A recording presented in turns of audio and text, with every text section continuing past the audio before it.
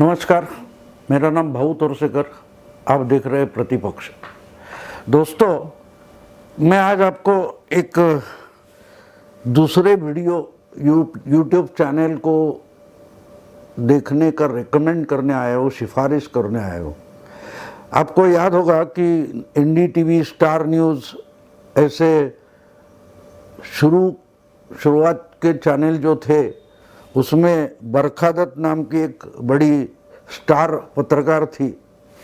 वो आजकल उस चैनल पर नहीं है और उन्होंने खुद का एक यूट्यूब चैनल, पोर्टल वगैरह निकाला है जिसको मोजो बोलते हैं, MOJO। उस पर वो उनकी जो विचारधारा है उस ढंग से ही पत्रकारिता करती है। उनकी पत्रकारिता में कुछ बदलाव नहीं आया है। वो बात छोड़ दो, मुझे उनकी विचारधारा वगैरह पर बात नहीं करनी है। लेकिन उनका जो YouTube चैनल है उस पर प्रशांत किशोर का एक इंटरव्यू उन्होंने किया है, साक्षात्कार किया है। वो मैंने देखा है और मुझे लगता है कि आप सबको देखना चाहिए, बिल्कुल देखना चाहिए। बरखा दत्त का चैनल है इसलिए, या उन्होंने बढ़िया इंटरव्यू लिया है इसलिए मैं रेकमेंड नहीं कर रहा हूँ। मैं सिफारिश इसलिए कर रहा हूँ कि उस इंटरव्यू में, उस साक्षात्कार में, मुलाकात में प्रशांत किशोर ने जो बातें बताई है वो राजनीति जिनको समझनी है, राजनीति की रणनीति क्या होती है, कैसे पॉलिटिक्स चलती है, किस ढंग से चलनी चाहिए, क्या प्रॉब्लम है, मोदी यानी बीजेपी किस ढंग से राजनीति कर रही है और बीजेपी के विरोधी दल जो है वो कहाँ फंसे है, कांग्रेस कहाँ फंसी है, इवन जो मोदी विरोधी लोग हैं वो कहाँ फंसे हैं, कहाँ गलतियाँ कर रहे हैं। इसका बढ़िया विश्लेषण अगर आपको चाहिए तो आप जरूर ये मुलाकात देखिए, क्योंकि अर्थात एक 55 मिनट का इंटरव्यू है, लेकिन उसमें इतनी छोटी छोटी बहुमूल्य बातें प्रशांत किशोर ने बड़ी तफसील से समझाई है। वो अगर हम सुने और उस पर विचार करें तो मुझे लगता है कि आज की राजनीति समझने में हमें बहुत मदद मिल सकती है, इसलिए मैं रेकमेंड कर रहा हूँ। बाकी उसमें उस पर भी मैं बहुत और कुछ वीडियो बनाऊंगा, क्योंकि प्रशांत किशोर ने छोटी छोटी बातें कही है, लेकिन उसमें बहुत बड़ा आशय है, बहुत बड़ा अर्थ उसमें समाया हुआ है। अगर वो हम खुलकर सामने पेश करें तो आम इंसान को राजनीति और राजनीति की घटनाएं समझने में बहुत मदद हो सकती है। राजनीति का मतलब सिर्फ चुनाव जीतना या हारना नहीं होता। चुनाव लड़ना, जीतना, हारना, इस पर राजनीति निर्भर नहीं होती। वो विचारधाराओं की होती है, लेकिन उसकी कसौटी अगर कहीं है, टेस्ट कहाँ है, तो वो चुनाव में होती है। ये बिल्कुल सच है। इसलिए तो हर कोई विरोधी दल जो है वो उठकर बोलता है कि मोदी जी को हराना है, बीजेपी को हराना है, बीजेपी को सत्ता के बाहर बिठाना है। ये सब बोलते हैं, लेकिन हारते कहाँ हैं? मोदी जी की ताकत क्या है, मोदी जी क्यों जीतते हैं, ये अगर हमें समझना है। आप मोदी जी के समर्थक हो या आप उनके दुश्मन हो, उनके खिलाफ हो, उनको हराना चाहते हो, कुछ भी हो, लेकिन अगर मोदी जी को समझ नहीं पाएंगे तो आप उनको हरा नहीं पाएंगे। और यही बात बड़ी तफसील से और बारीकियां बोलकर, दिखाकर प्रशांत किशोर इस इंटरव्यू में समझाने की कोशिश कर रहे। लेकिन फिर वही दुर्भाग्य की बात है कि जो उनका इंटरव्यू ले रही है, बरखा दत्त उनका इंटरव्यू ले रही है, लेकिन प्रशांत किशोर जो बातें समझाना चाहते वो समझ लेना बरखा दत्त को जरूरी नहीं लगता। ये बड़ी दुर्भाग्यपूर्ण बात है। मैं हमेशा एक बात मानता हूं कि हमें सामने वाला, बोलने वाला इंसान कितना भी पागल लगे, गलत लगे, लेकिन उसको सुनना जरूरी है, उसको सुनना जरूरी है। अगर उसे सुनने की और समझने की हमने तकलीफ उठाई तो वो गलत क्यों है ये भी समझ में आता है, या शायद हम गलत होते हैं उसको समझने में, ये भी हमारे समझ में आता है। इसलिए अगर सामने वाला इंटरव्यू देता है जो कोई या कोई भी हो, वो अगर हमको सामने से कुछ समझाने की कोशिश कर रहा है, कहने की कोशिश कर रहा है, तो उसको सुनना जरूरी होता है। और हमारे जो प्रिजम्पशंस होते हैं, पूर्वग्रह होते हैं, वो हटाकर हमारा ज्ञान है, हमारी जानकारी है, वो बाजू में रखकर अगर हम उसको समझने की कोशिश करेंगे तो हमारा ही फायदा होता है। और इसलिए ये जो इंटरव्यू मैंने देखा मोजो पर बरखा दत्त ने लिया हुआ प्रशांत किशोर का, तो मैं हैरान हो गया कि प्रशांत किशोर मोदी जी को खुद हराना चाहते, जिन्होंने 2014 में ऐसी रणनीति बनाई कि मोदी जी देश के प्रधानमंत्री बन गए और आज ऐसे मकाम पर जाके पहुंचे कि उनको हराना पूरे अपोजिशन के लिए एक बड़ी पहेली बन चुकी है। लेकिन वही प्रशांत किशोर मोदी जी को हराने के लिए राजी है, तैयार है, लेकिन मोदी जी के जो विरोधी दल है, अपोजिशन लीडर्स है, वो बातें करते लेकिन प्रशांत किशोर को ना सुनते हैं ना समझने की कोशिश करते। हाँ, हमने देखा कि ममता को उन्होंने साथ दिया था, ममता ने बीजेपी को बंगाल में हराया है। तमिलनाडु में उन्होंने स्टालिन के साथ दिया, स्टालिन को जीता कर दिया। बिहार में लालू और नीतीश को इकट्ठा लाया और बीजेपी को हरा कर दिखाया 2016 में। लेकिन ये 2015 में अगर प्रशांत किशोर कुछ कहना चाहता है तो हमें सुनना भी जरूरी है। आप अगर मोदी जी के खिलाफ हो, विरोधी हो, बीजेपी के विरोधी दल हो, तो आपको प्रशांत किशोर इसलिए समझना जरूरी है, समर्थक हो तो भी, क्योंकि जो मोदी जी का समर्थन करते हैं, उनके चहेते हैं, मोदी भक्त जिनको बोला जाता है, उनकी भी एक बुरी आदत होती है कि वो मोदी जी के खिलाफ बोला हुआ कुछ सुनना नहीं चाहते। लेकिन जो इतनी बारीकी से प्रशांत किशोर जैसा इंसान जो इतनी बारीकी से मोदी जी का स्टडी करता है, उसको सुनना इसलिए जरूरी होता है कि मोदी जी की असली ताकत भी हमें समझे। दुर्भाग्य की बात यह होती है कि ना मोदी जी के समर्थक ना मोदी जी के दुश्मन ये बातें समझना चाहते।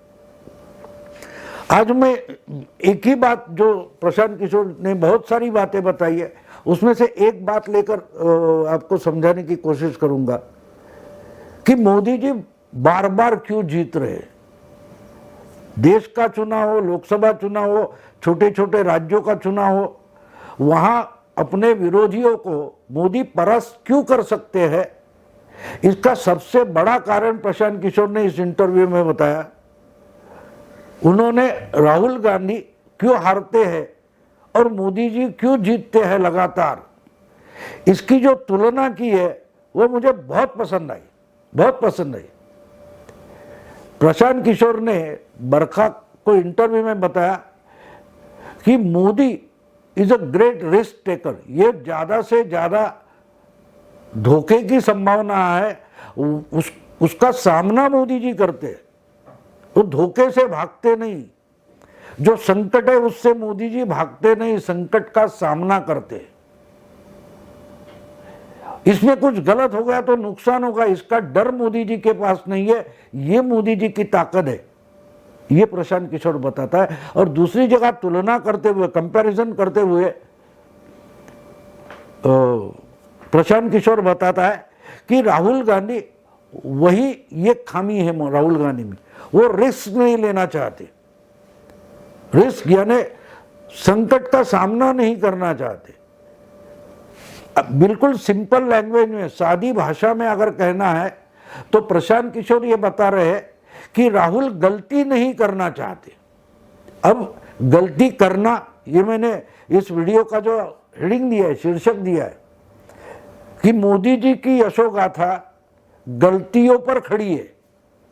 कितना अजीब लगता होगा कि जो इंसान इतना बड़ा सक्सेस बार बार यश संपादन कर रहा है, सक्सेस ला रहा है, वो गलतियों पर खड़ा है। ऐसे मैं क्यों बोल रहा हूं कि मोदी गलती होने से डरते नहीं है, वो गलती का सामना करते, गलती को कुचल देते और उस गलती पर खड़े होते। इसलिए मोदी जी की ऊंचाई बढ़ते गई है, बढ़ते गई है। कि हो जाएगी गलती, लेकिन गलती करने के लिए मुझे कुछ करना तो पड़ेगा। नोटबंदी हो, डिमोनेटाइजेशन हो, कृषि के 3 कानून हो, 370 हटाना हो, ट्रिपल तलाक की बात हो, बहुत सारी बातें हैं, बहुत सारी, हजारों निर्णय मोदी जी ने पिछले 7-8 साल में लिए हैं।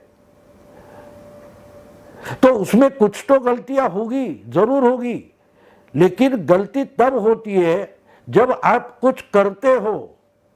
आप जानबूझकर तो गलती नहीं करते, आप कुछ करना चाहते हो, आप कुछ करते हो, तब जाके उसमें सक्सेस मिलता है या आप फेल हो जाते हो।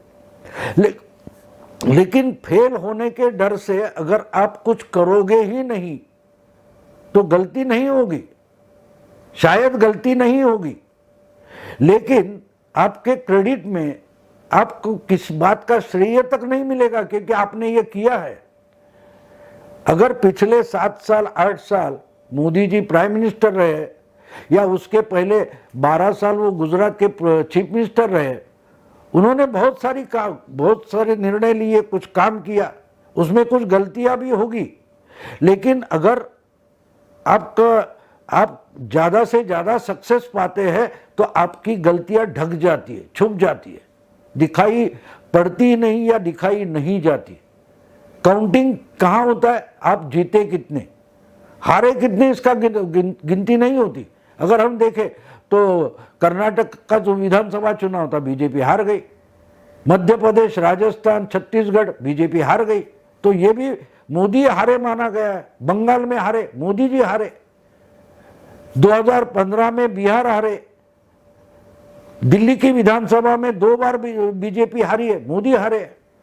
लेकिन ये गलतियां, ये हार छुप जाती है क्योंकि उनका सक्सेस उससे बड़ा होता है। अगर हार जाऊंगा तो गिर जाऊंगा तो ऐसा जब लगता है तो आप 2 में से 1 कदम उठाकर 1 कदम आगे नहीं रखते, और जब तक 1 कदम आगे नहीं रख सकते तब तक आप चलना ही शुरू नहीं करते। राहुल गांधी फंसे वहां हैं। अगर मनमोहन सिंह की गवर्नमेंट में कुछ भी एक मिनिस्ट्री लेकर वो मिनिस्टर बन जाते और प्रशासन का, एडमिनिस्ट्रेशन का अनुभव लेते तो उनको पता चलता गवर्नमेंट चलाने का मतलब क्या होता है। आदेश देना, दूसरे किसी से कुछ करके लेना अलग होता है। तो इसलिए मोदी जी की सबसे बड़ी ताकत, वो गलती होगी इस डर में नहीं जीते। शायद गलती हो सकती है, शायद नुकसान हो सकता है, इसका डर मोदी जी को नहीं है, इसलिए वो कुछ करते हैं, और जो करते हैं उसमें 50, 60, 70% वो यशस्वी हो जाते हैं। इसलिए इनकी यशोगाथा गलतियों पर खड़ी है, मैंने जो बोला है। और ये मेरा कहना नहीं है, प्रशांत किशोर जो समझा रहे हैं कि is a great risk taker. वो धोखा अगर दिखता है तो भी सामने चले जाते हैं, सोचकर धोखे से सामना करते हैं, संकट का सामना करते हैं। लड़ाई तो संकट ही होती है ना। लड़ाई का मतलब क्या होता है? आप चुनाव में जाते हैं तो हारने की पूरी पॉसिबिलिटी होती, संभावना होती है, फिर भी आप चुनाव लड़ते हैं, शायद हार जाते। अब देखिए, अमेठी से जब पराजय का सामना करना पड़ेगा इस डर से राहुल गांधी वायनाड भाग गए, मोदी जी नहीं गए। मोदी जी एक साथ में वाराणसी लड़े, बड़ौदा लड़े, दोनों जगह जीत गए, और नेक्स्ट टाइम वो सिर्फ वाराणसी से लड़े। लेकिन मान लो कि अगर पहले 2014 के चुनाव में वाराणसी से लड़ना क्या ठीक था? लेकिन उन्होंने वो रिस्क उठाया, वो संकट था एक तरीके से, वो समस्या थी, उससे भागे नहीं मोदी जी, उससे भागे नहीं। राहुल गांधी ने वायनाड में सबसे सेफ सीट चुनी, मोदी जी ने बड़ौदा सेफ सीट चुनी थी, लेकिन वाराणसी ये इनके लिए शायद पराजय का धोखा था, लेकिन वो धोखा उठाया, उन्होंने रिस्क उठाया। और ये जो फर्क है, तो इसमें अगर आप कुछ करोगे नहीं तो आप गलती भी नहीं करोगे लेकिन आपको श्रेय मिले, क्रेडिट मिले, ऐसा भी कुछ कर नहीं पाते। तो मोदी की ताकत वहां है, he is a great risk taker. गलती होगी तो ठीक है, गलती पर भी खड़ा हो जाऊंगा और सक्सेस तक जाऊंगा, यश जहां मिले वहां तक पहुंच जाऊंगा। इसके लिए गलती सामने आती है तो गलती से लड़ूंगा, हारूंगा नहीं गलती से। ये चैलेंज जो मोदी उठाते हैं वहीं से उनकी यशोगाथा शुरू हो जाती है। इसलिए हम मोदी जी सक्सेस कहां हो गए, सक्सेसफुल कहां हो गए वो देखते हैं, उनका सक्सेस देखते हैं। लेकिन जो गलतियां उनके पांव के नीचे है, जिस पर मोदी जी खड़े हैं, वो गलतियां नहीं देखते, क्योंकि वो गलतियों पर उन्होंने मात कर ली है। गलतियों से लड़कर ही गलतियों पर मात की जाती है, ये राहुल गांधी अब तक समझे नहीं। और मेरा इसलिए मैंने बोला कि प्रशांत किशोर का वो इंटरव्यू देखना जरूरी है। वो इस इंटरव्यू में यही तो सबसे बड़ी बात बरखा को प्रशांत किशोर समझा रहे थे, लेकिन बरखा ये समझ नहीं पाई। वो फंसी थी 2024 में क्या होगा, कौन मोदी जी को हरा सकता है। दोस्तों इसलिए उसमें और एक बड़ी बात है, उस पर मैं यानी 10-12 ऐसे सब्जेक्ट प्रशांत किशोर ने उसमें बोले हैं कि वो लेकर एक एक वीडियो बनाना जरूरी है। बरखा दत्त ने उनसे पूछा कि क्या मोदी जी को 2024 में हराने का जो चुनाव होगा, क्या आप उसमें होगे, आप उसको लीड करोगे? तो प्रशांत किशोर ने एक बढ़िया जवाब उनको दे दिया कि मैं मोदी जी को हराना नहीं चाहता, मैं जीतना चाहता हूं। मुझे जो करना है उसमें मैं जीतना चाहता हूं, मैं किसी को हराना नहीं चाहता। और यही बात मोदी जी पिछले 20 साल से करते आए हैं। वो किसी को हराना नहीं चाहते, वो खुद जीतना चाहते। वो इससे बड़ा फर्क पड़ता है। इसलिए मैंने कहा कि आपको समय हो तो समय निकाल कर मोजो पर जो प्रशांत किशोर का इंटरव्यू बरखा दत्त ने लिया है वो जरूर सुनिए। मैं तो उस पर और 10-12 छोटा पॉइंट लेकर उस पर वीडियो बनाने वाला हूँ। हिंदी में बनाऊंगा, शायद मराठी में बनाऊंगा, लेकिन ये इंटरव्यू आप देखो, सुनो और समझने की कोशिश करो। दोस्तों अभी यहाँ रुकता हूँ। अगर ये वीडियो आपको पसंद आए तो लाइक कीजिए, शेयर कीजिए, दोस्तों को फॉरवर्ड कीजिए और प्रतिपक्ष को सब्सक्राइब कीजिए। नमस्कार।